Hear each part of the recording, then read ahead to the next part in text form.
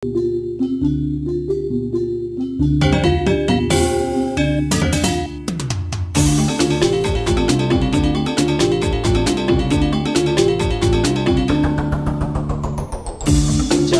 baire, jaga hatuene, mangga entek, stata ajak, mok sata, jaga kita, jaga baire.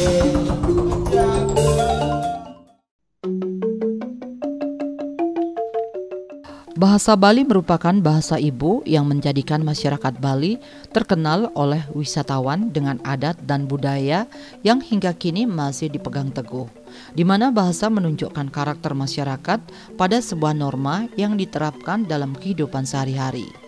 Zaman dahulu, asal seseorang dapat diketahui dari bahasa daerah yang digunakan karena masing-masing daerah di Bali memiliki dialek tersendiri yang tidak sama antara daerah satu dengan daerah lainnya. Hal ini dapat dilihat dari ejaan maupun pengucapannya yang mana orang dari daerah lain belum tentu bisa mengucapkan dengan baik bahasa satu daerah. Namun sejalan dengan perkembangan zaman dan teknologi yang membawa berbagai dampak, bahasa Bali kini mulai ditinggalkan. Generasi muda yang lebih dikenal dengan kaum milenial atau generasi Z lebih banyak menggunakan bahasa Indonesia ataupun lainnya. Alasannya mulai dari prestis atau gengsi, bahkan ingin dianggap gaul dan lebih milenial oleh orang lain. Yang ini bahasa Bali memang bahasa ibu pada dasar yang seharusnya tapi wastana seharusnya kita laksanakan semua wajib setiap umat, setiap orang Bali terus menunjukkan kebaliannya dengan bahasa Bali nih. Nah, karena bahasa Bali yang merupakan bahasa ibu tidak boleh kita lupakan. Permasalahan ini makin adalah anak Bali ini selalu tapi wastane toleransi tinggi dan selalu pengaruh kepada budaya-budaya luar dan lebih bangga dia kalau bisa berbudaya untuk budaya orang lain dibandingkan budaya sendiri. Nah, seperti contohnya bahasa niki.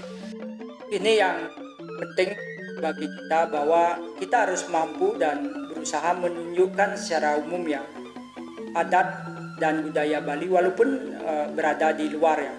Sedangkan kita tahu orang luar yang berada di Bali dia akan secara konsisten menggunakan apakah itu pakaian adatnya termasuk bahasa dan lain sebagainya, dia akan lakukan bahkan suatu saat akan mempengaruhi daripada adat budaya.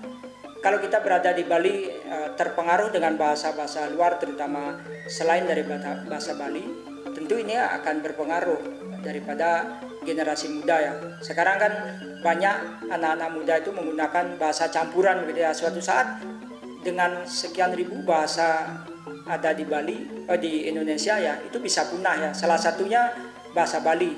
Karena seperti apa disampaikan tadi,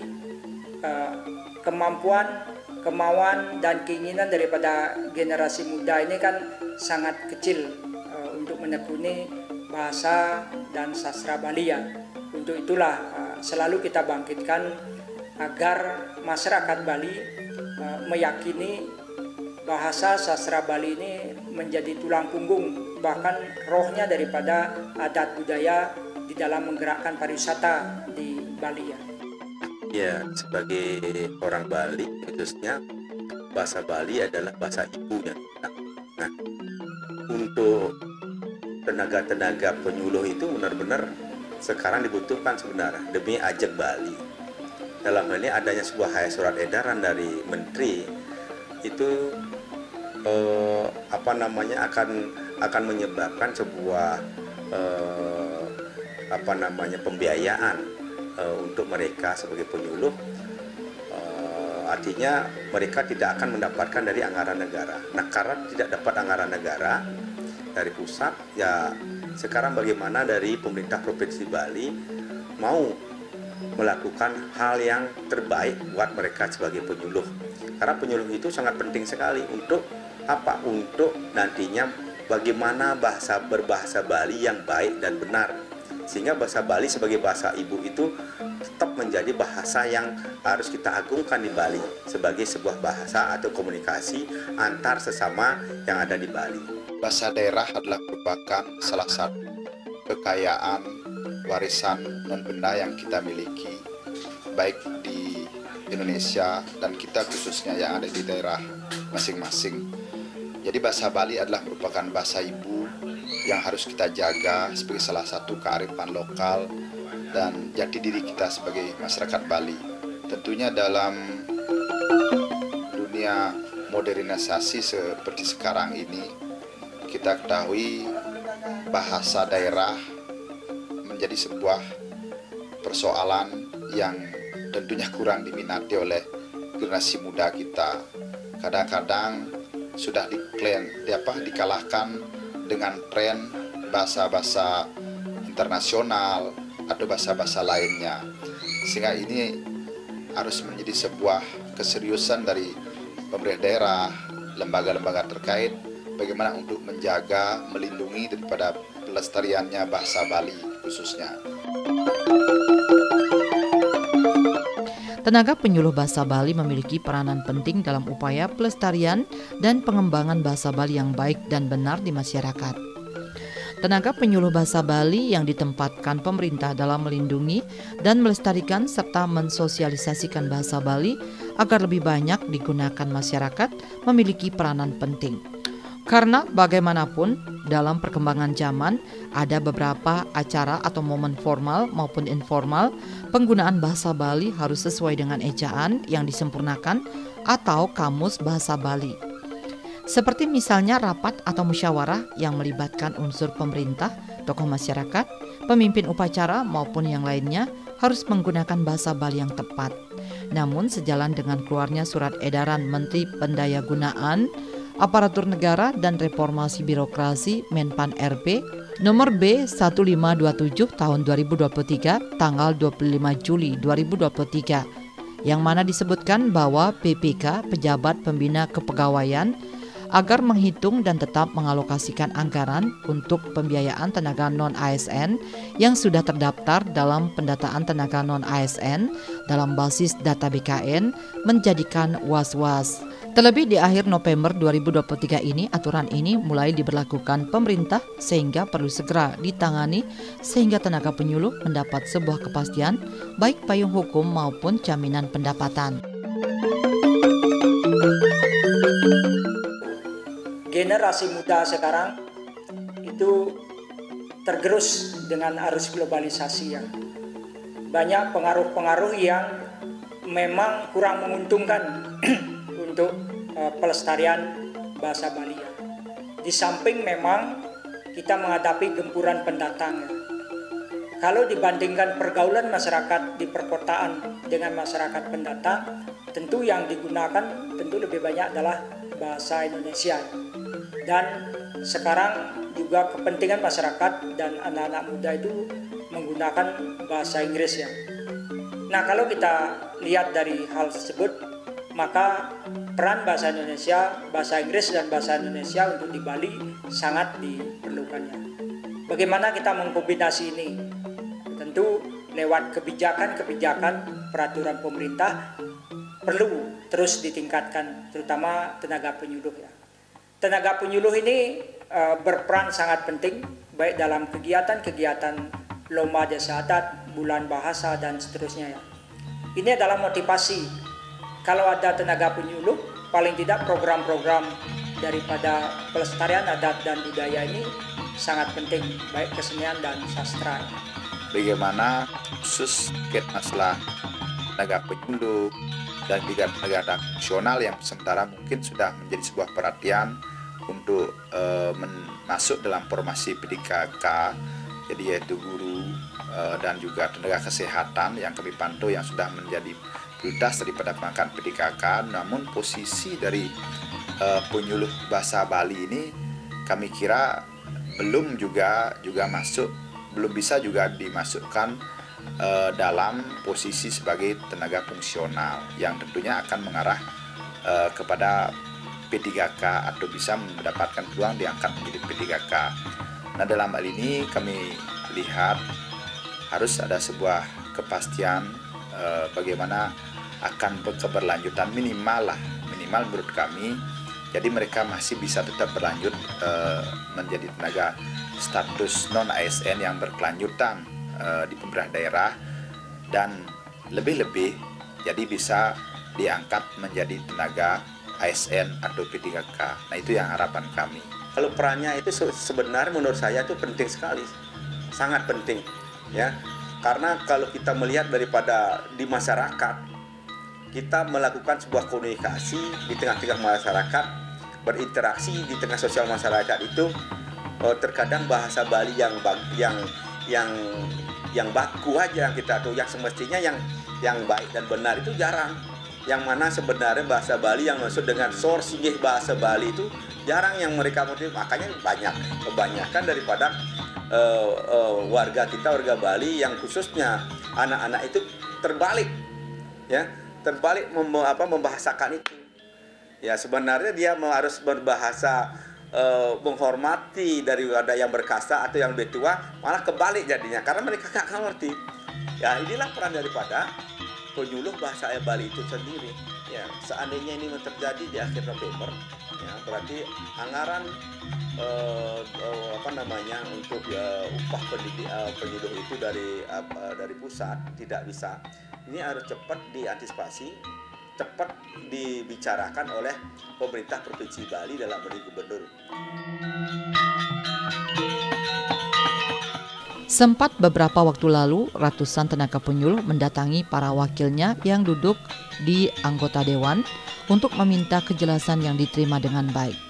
Para wakil rakyat yang membidangi masalah ini memberikan keyakinan agar tenaga penyuluh bahasa Bali tidak ragu dalam melaksanakan tugas dan kewajibannya, karena dalam keputusan Menpan tersebut diperintahkan pemerintah daerah untuk menganggarkan dana kepada tenaga honorer yang dibutuhkan. Mengingat tenaga penyuluh ini memiliki peranan penting dan harus dipertahankan di wilayah masing-masing tanpa harus membuat atau menambah daripada tenaga-tenaga non-ASN yang baru. Selain itu, para penyuluh itu harus dipertahankan karena memiliki tugas penting dalam rangka mendorong visi dari pemerintah Provinsi Bali dalam menjaga dan mengembangkan adat dan budaya Bali dan bahasa khususnya.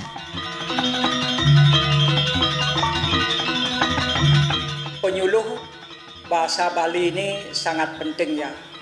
Bahkan kita dapat simpulkan bahasa Bali, sastra Bali merupakan roh daripada adat budaya di Bali ya. Sehingga bahasa Bali ini menjadi sangat penting di tengah gempuran globalisasi ya. Untuk itu dengan adanya peraturan Menpan tentang tenaga kontrak honor bahasa Bali dan penyuluh, ini harus disikapi ya. Pertama, kita memiliki Undang-Undang Nomor 15 tahun 2023 ya tentang Provinsi Bali. Ini menyangkut kearifan lokal diakui ya. Yang kedua, Peraturan Gubernur 80 tahun 2018 tentang sastra bahasa Bali ya. Ini tentu juga menjadi modal bagi kita ya. Untuk menyiasati hal tersebut, tentu pemerintah daerah masih banyak punya cara ya dengan undang-undang tersebut ya. Apapun boleh kita lakukan untuk pelestarian adat dan budaya ya. Bagaimana sekarang peran desa adat ya? Lewat BKK, lewat Dinas Pemberdayaan Desa Adat Provinsi Bali, tentu harus memiliki program-program yang langsung menyentuh daripada bahasa Bali ya. Kepentingan masyarakat Bali di dalam melestarikan adat dan budaya terkait dengan pariwisata tentu ini sangat diperlukan ya. Bali tadi untuk menerapkan bahasa Bali untuk melestarikan bahasa Bali, tentunya desa adat atau dana MDA nih ke Majelis Desa Adat harus mengembangkan diri kerjasama dengan Pemda untuk membentuk tenaga-tenaga penyuluh. Nah, penyuluh ini yang harus di depan untuk mensosialisasikan bahasa-bahasa Bali itu sendiri. Nah, tentu mereka namanya penyuluh, mereka kan punya nanti bagaimana mengatur dari Pemda itu sendiri, bikinkanlah perda atau entah apa namanya, untuk biasa membiayai honor daripada tenaga penyuluh itu. Ya kalau orang tidak bisa nyenyak megai mana sembang basangan kosong basang sudut sembek sisi mungkin pasti ini bukan dia mereka pamrih, tidak, memang itu hak dan kewajiban harus seimbang. Secara payung hukum menurut kami sudah jelas payungnya. Kita bicara masalah kearifan lokal, kita bicara masalah budaya, kita bicara masalah menurut kami semua nomenklatur itu sudah masuk dalam undang-undang, dalam perda dan pergub yang kita miliki. Nah, kita sekarang tinggal berjuang masalah hak masuk ke ranah ke kementerian terkait yang disebut dengan mungkin Kementerian Pemberdayaan Aparatur Sipil Negara atau PAN-RB. Nah, ini yang sekarang menjadi sebuah perjuangan kita masuk ke ranah itu. Tapi tentunya dengan sebuah kajian-kajian yang data yang sudah kita bisa sampaikan ke pusat, yaitu pendataannya harus jelas, bagaimana jumlah daripada penyuluh bahasa Bali kita, bagaimana artinya tugas mereka untuk menjadi bagian daripada Undang-Undang Provinsi Bali atau Perda yang kita miliki.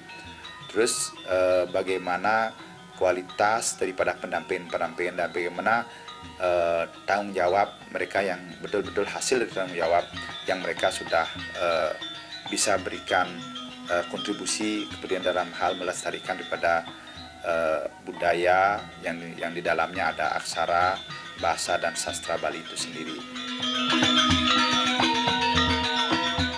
Penggunaan bahasa Bali di kalangan generasi muda, khususnya di kalangan milenial, harus dilakukan dan didukung semua pihak. Karena tidak dapat dipungkiri, saat ini ada pandangan seseorang yang menggunakan bahasa Bali dalam pergaulan dianggap kurang milenial atau kuno. Hal ini berimbas kalangan milenial lebih dominan menggunakan bahasa pergaulan, baik Indonesia, Inggris, ataupun bahasa lainnya. Jika ini dibiarkan, tentunya bahasa Bali sebagai bahasa ibu akan hilang ke depannya. Begitu pula dengan jati diri masyarakat Bali. Fenomena ini semakin diperkuat dengan kondisi masyarakat yang multikultur dan juga karena alasan tertentu. Kesetiaan ataupun kebanggaan terhadap bahasa Bali sudah terlihat menurun karena secara kualitas penggunaan bahasa Bali sebagai bahasa ibu juga mengalami penurunan. Para orang tua banyak yang melakukan campur kode atau penggunaan bahasa Bali tetapi tidak sesuai dengan tatanan yang benar. Pemakaian bahasa daerah telah terkontaminasi oleh pemakaian unsur-unsur bahasa Indonesia dan mengalami pergeseran. Ini memang beberapa kita juga dengan diberlakukannya peraturan Gubernur 80 tahun 2018 itu sudah mulai di media-media termasuk di radio dan lain sebagainya menggunakan peran ibu ya. Karena bahasa Bali sebagai bahasa ibu ini sangat diharapkan kalau di rumah berusaha tetap menggunakan bahasa Bali, bahkan sastra Bali, termasuk juga kegiatan-kegiatan apakah itu penulisan daripada papan nama, udah itu reklamo dan lain sebagainya, kan ini salah satu upaya bahwa kita harus mengenal dan kita harus juga tetap mempelajari apakah sastra Bali ini, bahasa Bali ini gitu ya. Sehingga dengan demikian yang paling utama jangan khawatir bahwa dari pihak keluarga selalu menggunakan bahasa Bali karena ini adalah bahasa kebanggaan daripada kita berada di Bali, dan kita yakin bahwa Bali terkenal dan Bali dikenal karena memang mampu mempertahankan adat, budaya, dan sastra Bali utamanya. Anak-anak kita berbahasa Bali. Sekarang yang lebih berat lagi dengan adanya media sosial ini, dan adanya teknologi tinggi, handphone ini sangat tantangan berat sekali sebenarnya dalam bahasa Bali dan dalam untuk menemukan budaya-budaya asli kita. Kenapa? Karena global sudah masuk dia. Lebih banyak dia meniru, lebih cepat dia meniru. Seperti kata yang tadi, lebih banyak dia meniru unsur-unsur luar. Misalnya yang sifatnya regional, dipengaruhi daripada internet, medsos, sangat terpengaruh gitu. Ini ada tantangan berat sebenarnya. Kalau nggak cepat kita lakukan, kalau nggak cepat kita lakukan pembelajaran kepada anak-anak kita akan semakin ketinggalan jauh. Anak-anak semakin tidak akan bisa melestarikan bahasanya sendiri, bahasa ibunya sendiri. ada dua hal dalam bahasa Bali, yaitu satu terkait dengan bahasanya dan terkait dengan aksaranya. Ya, terkait dengan aksara itu saya juga belum berani memastikan bahwa setiap orang tua itu pinter atau paham terhadap aksara itu. Ya, dan yang kedua, bagaimana dalam artian bahasa Bali yang wajib digunakan oleh anak-anak. Nah, ini ada rasa, kalau apalagi dia tinggal di sebuah perkotaan, ada rasa malu atau minder ketika dia tidak bisa berbahasa atau dia bercakap-cakap dengan bahasa Bali kayak itu anak itu minder. Nah, inilah peran orang tua dengan dengan cara tanamkan jiwa untuk anak-anak kita untuk berbahasa Bali. Wajib untuk berbahasa Bali di dalam rumah. Di dalam rumah tentunya dulu. Nah, sehingga di dalam rumah sudah dia wajib, artinya dia tidak akan melupakan bahasa Bali tersebut. Nah, meskipun nanti di luar silahkanlah pakai bahasa Indonesia dan juga boleh melakukan tapi tidak meninggalkan bahasa Bali itu sendiri. Selain lingkungan keluarga, penggunaan bahasa Bali secara aktif juga bisa dilakukan bagi organisasi kepemudaan ataupun lembaga desa lainnya sehingga akan lebih mudah disosialisasikan. Begitu pula dengan pejabat publik yang saat ini menjadi salah satu aparatur negara, sudah seharusnya memberikan contoh dalam penggunaan bahasa Bali yang baik dan benar. Jangan sampai justru pejabat publik memperlihatkan ketidakdewasaan mereka dengan menggunakan bahasa Bali dengan seenaknya tanpa melihat dan mempergunakan tatanan yang sesuai dengan ejaan. Pejabat yang menggunakan bahasa Bali itu dia adalah seorang panutan di masyarakat, ya saya sangat salahkan. Ya, semuanya ini sebenarnya kembali dari siapa yang menjadi panutan. Ya jelas public figure. Dalam ini pemerintah lah, baik pemerintah dari tingkat desa sampai di atas. Nah, kalau enggan menggunakan bahasa Bali, itu berarti dia tidak menghormati bahasa ibu. Nah, itu sudah salah besar itu. Berarti kita tidak menjustis bahwa dia itu bukan orang asli Bali. Tapi dalam hal ini sering kita lihat pejabat-pejabat itu, apalagi yang berkelas yang menurut dirinya itu enggan menggunakan bahasa Bali. Nah, kalau sekarang kita lihat pada gidinya hari Kamis wajib menggunakan berbahasa Bali. Menurut saya setiap hari pun kita sebenarnya wajib menggunakan bahasa ibu itu sendiri dari rumah itu sendiri dulu, lalu kita melakukan di masyarakat. Kalau kita meninggalkan semua bahasa Bali, siapa yang lagi nanti ke depannya menggunakan bahasa Bali ini? Kalau saya lihat dari orang-orang luar, contohnya orang Jawa, ketika dia bertemu dengan sesamanya, dia tidak pakai bahasa Indonesia. Pasti dia menggunakan bahasa daerahnya sebagai bahasa yang komunikasi yang baik. Meskipun dalam hal ini dia ada di Pulau Bali, ketika dia bertemu dengan temannya, saudaranya ketemu di Bali, dia menggunakan bahasa daerahnya itu sendiri dengan bangganya. Maka kalau saya pun sendiri ingin biar seperti itu orang Bali, ya harus seperti itu. Kita harus fanatik juga. Kalau kita nggak fanatik, nanti siapa yang harus menggunakan bahasa Bali ini? Lambat laun akan sirna bahasa Bali ini. Karena bahasa Bali kita itu terkait sekali dengan adat, budaya, dan agama. Pasti terkait itu. Misalnya dalam bahasa Bali, misalnya dalam bahasa Seho, terus pakai bahasa Bali ini yang halus juga. Yang bisa berbahasa Bali sulit untuk Seho, misalnya jadi pemangku untuk mengucapkan Seho ini sulit sekali. Nggak mungkin kita ngayak bebanten pakai bahasa Indonesia. Nah, ini bahasa Bali ini yang perlu kita pertahankan. Nah, mungkin gimana caranya? Kan itu sekarang caranya ini tentunya ini adalah tidak lepas daripada orang tua, lingkungan, dan dari sisi lepas juga dari desa adat maupun pemerintah. Itu pasti harus ada keterkaitan nih untuk membina anak-anak kita untuk membiasakan memakai bahasa Bali. Nah, tentunya Misalnya orang tua di rumah membiasakan pakai bahasa Bali. Teman karena orang tua makin lebih banyak berbahasa Indonesia, mulai dari kecil anak-anak bahasa Indonesia. Harus menjadi bagian daripada hal yang pokok artinya di masyarakat.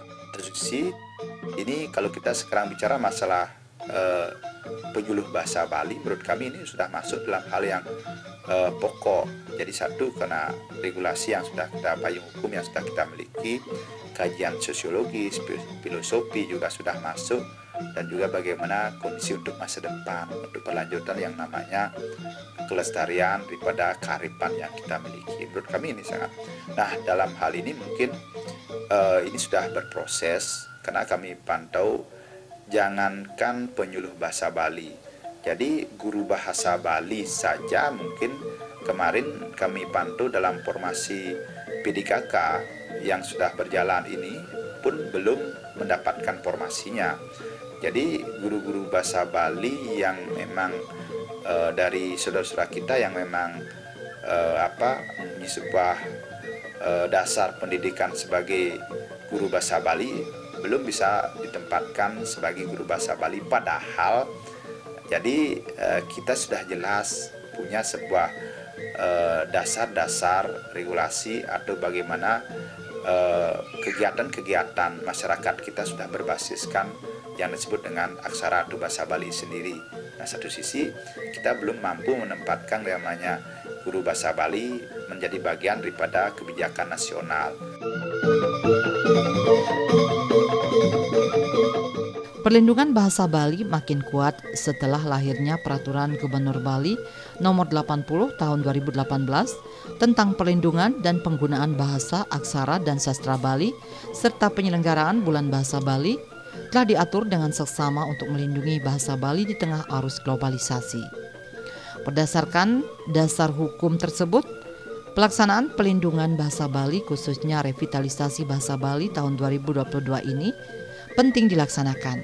Pertama, menyampaikan informasi tentang revitalisasi bahasa daerah sebagai rencana kerja pembelajaran bahasa daerah di satuan pendidikan. Kedua, menyamakan persepsi dan meningkatkan pemahaman kepada daerah, kepala dinas pendidikan, kepala satuan pendidikan, guru, tenaga kependidikan, dan orang tua. Ketiga, meningkatkan partisipasi satuan pendidikan di Indonesia untuk memanfaatkan revitalisasi bahasa daerah sebagai mimbar pembelajaran bahasa daerah di satuan pendidikan. Kita berharap bahwa salah satu cara yang paling mudah untuk memenuhi tenaga penyuluh di Bali itulah dalam menitipkan anggaran tersebut ke desa adat. Karena dari BK ini kan semuanya harus diwajibkan, salah satunya adalah tenaga penyuluh ya. Karena lewat daripada BK di desa adat, terkadang kita sudah tidak mempersoalkan berapa besarnya. Yang penting kan ada, karena dia akan melakukan kerja-kerja di lingkungan desa adat ya. Inilah yang paling mungkin kita lakukan di samping persoalan-persoalan yang memang menghalangi daripada kegiatan sastra dan bahasa Bali di Bali ya. Tercatat tahun 2022 ini jumlah bahasa daerah yang akan menjadi objek revitalisasi sebanyak 38 bahasa daerah yang tersebar di 12 provinsi, diantaranya Provinsi Bali. Pelindungan bahasa daerah melalui revitalisasi ini dikelompokkan menjadi 3 model. Pertama, model A, bahasa daerah berkategori relatif aman sampai dengan rentan dan satu bahasa yang dominan. Kedua, model B, relatif aman sampai dengan mengalami kemunduran dan situasi kebahasaannya terdapat beberapa bahasa daerah yang dominan. Sementara ketiga, model C, rentan sampai dengan terancam punah dan tidak ada bahasa yang dominan. Bahasa Bali sendiri masuk dalam model A sejalan dengan sejumlah bahasa daerah lainnya. Namun demikian perlu dilakukan perlindungan karena jika dibiarkan akan terus tergerus oleh perkembangan zaman.